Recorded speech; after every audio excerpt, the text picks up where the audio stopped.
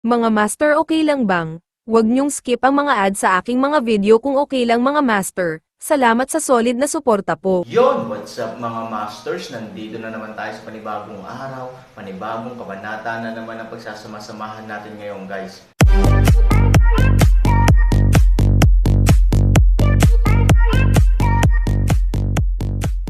Bali mga masters, kung bago ka pa lang po sa aking YouTube channel, please click the subscribe button, lalong-lalo na po yung notification bell guys, para maging connected pa rin tayo sa isa't isa at maging updated kayo sa mga susunod ko pang video. Bali mga masters, bago natin umpisahan ng kwento ay mag-shoutout po muna tayo para sa mga solid nating tagapakinig. Out kay Fernando Jimeno, shout out kay Jeps. Yun na nga mga masters, no? Bali hindi na ito patagalin. In 3, 2, 1, let's go! Anong kalokohan ito? Fuck. What the fuck? Habang ang Bigfoot at ang White-Faced Jade Devil ay pinagalitan at binabati ang kanilang mga sarili, walang isang Aaron, ngunit 8 sa field. Hindi tiyak kung sino ang nang-aapi ng higit sa iba. Malamig na sabi ni Aaron. Halos hindi bumagal ang lumang dugo ng matandang diwata ng manok ng Phoenix. Sa orihinal, akala niya ay 200 ng isa, ngunit ang kanyang ina ay napatay ng 800 ng dalawa sa isang kisap mata. Ngunit nang matakot at magalit ang matandang engkanto ng manok ng Phoenix, ang 8 Aaron doon ay direktang sumugod sa pagmamadali. Sa tingin mo matatakot ako sayo? 7 multo lang ang nabunot. Huwag kang umatake. Sa harap ng ika-38 na pag-atake ni Han, ang Phoenix Chicken Old Immortal ay walang pagpipilian. Pagkatapos niyang pasayahin ang sarili sa isang galit na inumin, ang kanyang katawan ay biglang naging ilang natitirang anino at direktang inatake ang Aaron ni Han sa halos mas mabilis na bilis. Ang itim na bundok na demonyong babae ay sumalakay mula sa likuran, at ang itim na gas sa kanyang kamay ay napakagulo. Ngunit nang makitang napakalakas ng pag-atake ng matandang engkanto ng manok ng Phoenix, hindi niya napigil ang sumigaw, mag-ingat, ang kanyang depensa ay lubhang hindi magagapi. Ngunit kahit sumigaw ang itim na bundok na demonyong babae, huli na ang lahat para baguhin ng matandang diwata ng manok ng Phoenix ang opens iba. Sa unang laban ng dalawa, nabigla ang manok ng Phoenix at ang matandang diwata. Gumagawa sila ng isang mabangis na pag-atake at mahigpit na nataman ang Aaron sa harap nila. Halos sigurado siya na nataman niya ang totoong katawan, ngunit ang resulta ay lampas sa lahat ng kanyang inaasahan. Ang Aaron ay hindi natalo, ngunit hindi gumagalaw gaya ng Mount Tai. Isa pa, parang hindi siya naapektuhan. Diretso siyang pumutol gamit ang isang higanteng palakol. Hindi ito inaasahan ng matandang diwata ng manok ng Phoenix. Agad siyang umatras sa kanyang katawan. Bagamat nakatakas siya sa atake ng palakol, diretso pa rin siyang tinamaan ng Skyfire Moonwheel mula sa kaliwat kanan. Bigla siyang nag-aapoy sa kakaibang apoy, kulay ube na kuryente at ipinakita ang sakit ng kanyang mga ngipin. Matapos malaman ng itim na bundok na demonyong babae sa likod niya na walang bunga ang paalala, wala siyang ibang pagpipilian kundi ang direktang tunguhin ang Aaron, na isang itim na tawag. Nang hahampasin na sana ni Aaron ang likod niya, bigla siyang tumalikod at gumalaw sa kamay niya. Direktang hinimok siya ng wuxiang magic skill. Habang tinatalikuran ng backhand ang pag-atake ng itim na bundok na demonyong babae, direktang tinapik ng backhand ang kinopyang itim na enerhiya.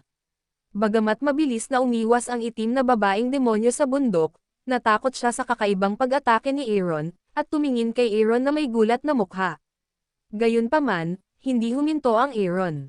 Siya ay naging 8 at biglang natipon muli ang isang figure, pagkatapos ay biglang naging liwanag ng itim na ginto ang kanyang katawan at sumugod sa matandang diwata ng manok ng Phoenix. Sa liwanag ng itim na ginto, naroon ang dagandong ng tunog ng dragon at ang paglipad ng anino ng dragon. Boom! Ang anino ng dragon ay may malaking bibig upang takutin ang mundo at gumawa ng direktang pagsalakay. Poof! Kahit na ang Phoenix Chicken Old Fairy ay nagmamadaling nag-deploy ng depensa, ang itim na chi sa kanyang katawan ay naging itim na Phoenix, ngunit siya ay nasa isang pagkapatas saglit at direktang binasag ng itim na dragon. Sa isang subo ng lumang dugo na bumulwak, ang katawan ng manok ng Phoenix at ng matandang diwata ay umatras ng ilang hakbang. Nang halos hindi na sila mag-stabilize, hindi napigilan ng kanilang mga binti na lumambot. Napakalakas. Kahit sobrang yabang niya, hindi niya maiwasang makaramdam ng takot nang tumingin siya sa Aaron sa harap niya. Parang demonyong lumabas sa impyerno. Grabe naman. Nasira. Kasabay nito, sa likod niya, mabilis din ang pag-atake ng babaeng demonyong Haitian. Para sa Aaron sa oras na ito, siya ay halos malapit sa kamay at hindi maaaring umatras.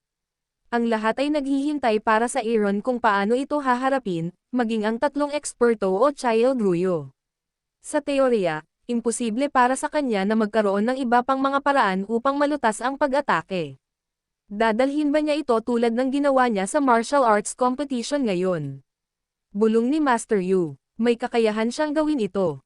Kung tutusin, hinaranggan niya talaga ang matinding suntok ng itim na bundok na demonyong babae. Ginawa niya ito sa simula, at magagawa niya ito sa pagkakataong ito. Ngunit ang Aaron lang ang nakakaalam na kapag ang parehong mga galaw ay ginamit laban sa parehong mga tao at ang kabilang partido ay isang supermaster pa rin, halos hindi ito magkakaroon ng anumang epekto. Dahil direktang may baba niya ang kanyang takot at direktang umatake, dapat ay handa siyang lumaban ng buong lakas. Sa kasong ito, gusto pa rin itong dalhin ng Aaron ng husto. Halatang mahirap. Bukod dito, ang pinsala ng maliit na itim na stick ay hindi pa nabawi sa oras. Ang simpleng pagtatanggol gamit ang umiiral na lakas ay katumbas ng pangangarap.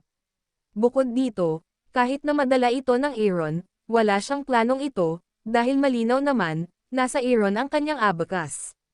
Sa pag-iisip nito, hindi lamang nagtago at kumikislap ang Aaron, ngunit ang kanyang mga mata ay biglang naging duguan at kakilakilabot. Mga master, okay lang bang? Huwag niyong skip ang mga ads sa aking mga video kung okay lang mga master. Salamat sa solid na suporta po. Kung lalaban ka lang, ang paghiling sa kabilang partido na iwanan ang kanyang anak at aminin ang pagkatalo ay katumbas ng isang pantasya.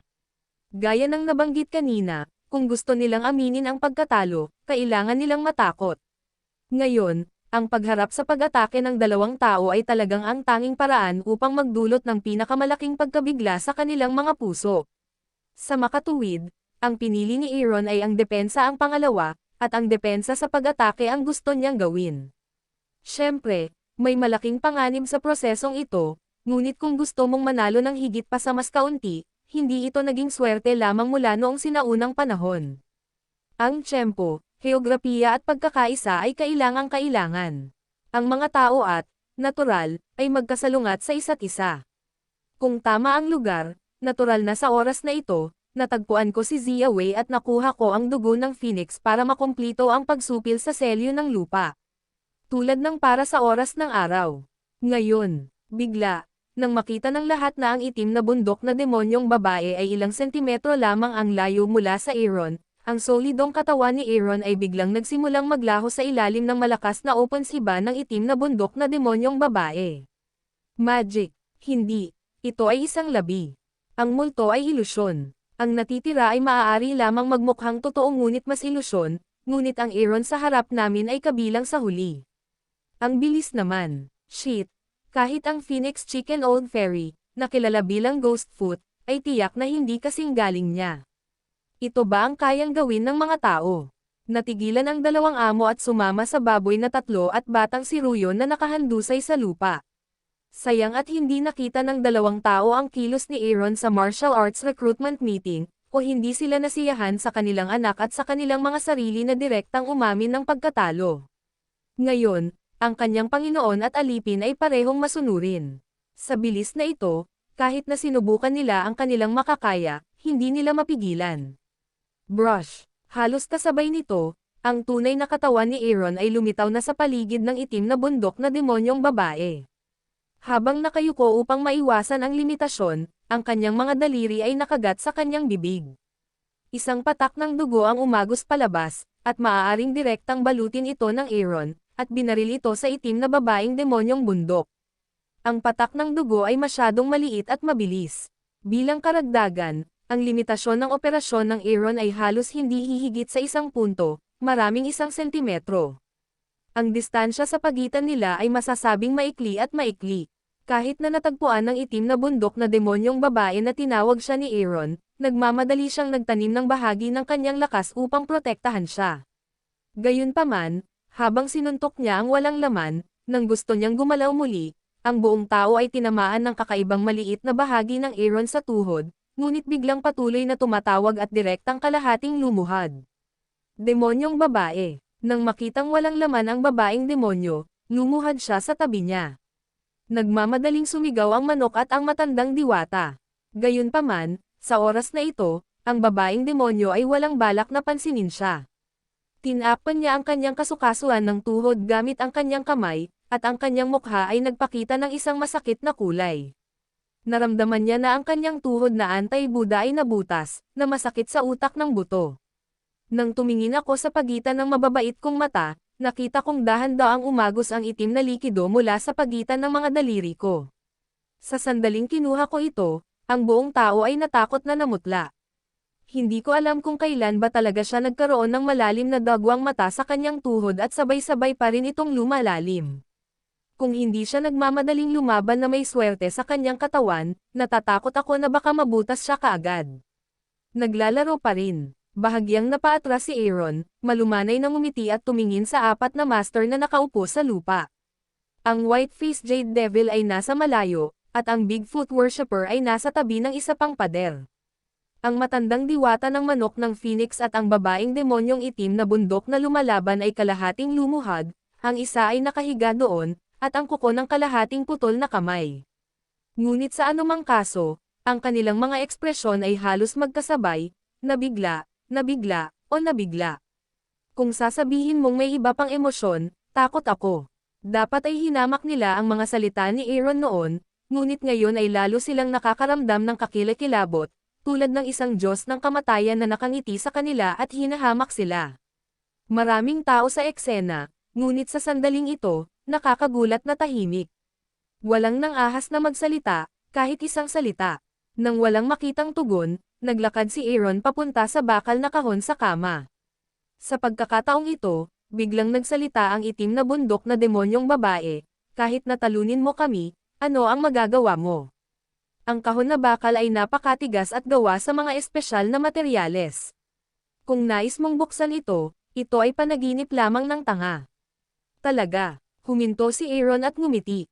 Pagkatapos ay itinaas niya ang kanyang mga paa at naglakad. Storytelling channel sa YouTube. Nang makitang ganito ang Aaron, nagkatinginan ang apat na master at hindi maiwasang mapangiti. Kahit na ang pinakanasugatang babaeng demonyong Black Mountain ay hindi napigil ang umiling at walang sinabi. Dahil ang ganoong uri ng bakal na kahon ay nangangahas na gamitin, natural na ito ay pumasa sa iba't ibang mga pagsubok. Ginawa ito ng pinakamatandang itim na bakal ng pinakamalakas na manggagawa ng pamilya ng demonyo. Kahit si Aaron, isang dalubhasa na kayang talunin silang apat, ay magiging walang magawa sa harap ng gayong bakal. Kailangan ding itali ang kampana para makalas ang kampana. Maliban sa susi na inihanda mismo ng craftsman, imposible para sa sinuman o anumang bagay. Gayunpaman, sa oras na ito, naglakad si Aaron sa tabi ng kama at pagkatapos ay bahagyang itinaas ang kanyang mga paa. Bang! Sa lakas ng kanyang mga paa, isang malakas na ingay ang nanggaling sa bakal na kahon. Biglang nakaramdam ng pagkabigla ang apat na nagkukulitan, dahil halatang iba ang tunog ng bakal na kahon matapos masipa nitong paa. Dada! Pagkatapos, may bahagyang nanginginig na tunog ng pagbagsak ng ilang bakal sa kung saan. Halatang buo ang bakal na kahon. Paano magkakaroon ng tunog ng bakal? Ang apat na tao ay unti-unting nakaramdam ng mali at nagmamadaling bumalik sa kanilang mga mata. Sa oras na ito, sila ay ganap na hanggal. Direktang sinipa ng Aaron ang gilid ng bakal na kahon. Ang gumagawa ng tunog ay ang tunog ng nahuhulog na gilid na bumabagsak sa lupa. Ay fucking! Ang apat na supermaster, na nanunood ng lahat ng uri ng mga alon, ay matagal ng kalmado ng tubig. Kahit na natalo sila ng mga tauhan ng Aaron, hindi pa sila naging ganito kapatla. Pero ngayon, tuluyan na silang nagbago ng ugali. Binuksan ang bakal na kahon. Kung hindi nila ito nakita ng sarili nilang mga mata, hinding-hindi sila maniniwala. Paano ito posible? Paano niya magagawa? Nagulat. Makatuwiran na ang dahilan kung bakit ang Diyos na tao ay nagagawa niya ang isang bagay na hindi kayang gawin ng mga ordinaryong tao, hindi ba? Ngumiti si Ryu. Nang makita niya ang dugo ni Aaron dito, talagang hindi siya makapaniwala na gagawin iyon ng Aaron, at magkakaroon ito ng epekto. Akala pa niya ay psycho ang Aaron. Gayunpaman, Nang makita niya ang kahon ng bakal na natutunaw sa ilalim ng dugo, kailangan niyang maniwala na maraming bagay ay hindi dahil sa wala siyang sapat na kaalaman, ngunit hindi niya naabot ang isang espesyal na larangan. Natural, hindi niya alam kung ano ang nangyari sa mga espesyal na larangan na iyon. Nang marinig ang sinabi ng batang si Ruyo, hindi nagsalita ang apat. Kung sila ay tinuruan ng mga tuwiran sa hinaharap, hindi sila mamamatay at may kapansanan. Pero ngayon, wala talaga silang masabi. Dahil obviously, parang totoo ang sinabi nitong batang estudyante. Pag-isipan ito, ang masamang ulap na ghost city ng mga bully sa loob ng maraming taon ay ibinaba ng magdamag, ngunit hindi nila ito maaaring atakihin ng mahabang panahon kasama ang isang grupo ng mga tao na dapat mahulog sa lungsod. Ang ganitong kakaibang paghahambing ay nagpakita na sila ay talagang hindi higit sa parehong antas. Sa pag-iisip nito, umiling ang apat. Pagkatapos ng lahat, nawala ang kanilang espiritu. Sa oras na ito, Aaron, pagkatapos si Payne buksan ang bakal na kahon, isang magandang figure ang nakaimpake sa isang itim na tela na bag at tahimik na nakahiga doon. Tinapik siya ni Aaron, ngunit nalaman niyang wala siyang reaksyon. Gayunpaman, ang kanyang katawan ay mainit, na nagpapakita na si Zia Wei ay buhay pa. Gamit ang paggalaw ng enerhiya sa kanyang kamay, binalot niya si Zia Wei sa bakal na kahon at dinala siya sa ilalim ng kama. Pagkatapos, direktang binuhat siya ni Aaron sa kanyang likod at binati sina Ruyu Child at Susan. Nagmadali din silang dalhin ang kanilang mga pinsala at nagmadaling pumunta sa gilid ng Aaron. Sinulyapan ni Aaron ang apat na master na naruroon.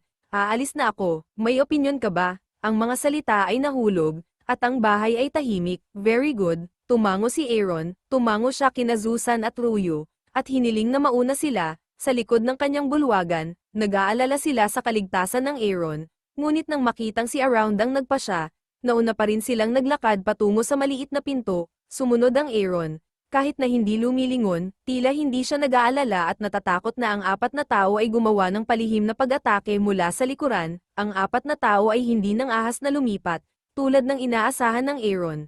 Gayunpaman, ang kanilang mga mata ay puno ng panunuya, dahil, sa oras na ito, sa lungsod bahay ng Panginoon sa lupa. Yun na nga mga masters, no? Bali panibagong kabanata na naman yung natapos natin ngayong gabi. Muli, maraming salamat po talaga sa walang sawang suporta po sa aking YouTube channel na talagang inaabangan nyo po ang bawat upload ko po. Bali mga masters, magkita-kita ulit po tayo bukas ng gabi at ngayon po ay magpapaalam po muna tayo. Bali mga masters, bye-bye!